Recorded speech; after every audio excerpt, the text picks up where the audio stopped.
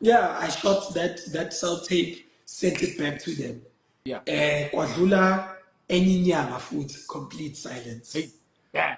And now I'm like, and once that email comes back saying we want to see you again, anyway, I will attend about. Yeah. I Yeah. Yeah. siyaphekana manje. Yeah. We Anxiety. kwathula hey kwatholakala enye inyanga. I'm like, yo, Hey. Sam. Hey. And then I remember this is a very personal thing, but I feel like it's important for me to share because it's a very important Yeah. part of the journey. I remember one night, I was Maboneng at that time. Yeah. I remember one night I was praying. It was my prayer time. Sure. And on that in that night, in that prayer session, I had no words. So all that happened is that I did my praise and worship, playing gospel, singing.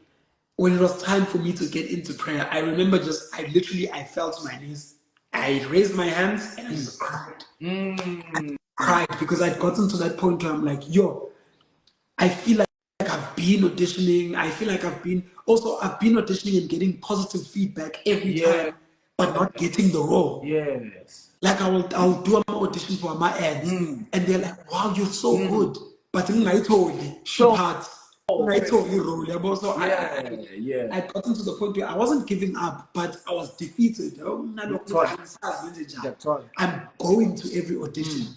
I'm making sure that I'm showing up in every single time. I'm making sure that I'm putting my A game and I'm doing everything that I can to secure the roles, but nothing is happening. So yeah, I fell on my knees, man, and I cried, and that was my prayer for that night. Yes. I got into bed. 2 days after that, Kwangeni called. Come on. 2 days after Come that, on. Kwangeni called, saying, yeah, we would like to give Undando a role in My Brother's Keeper.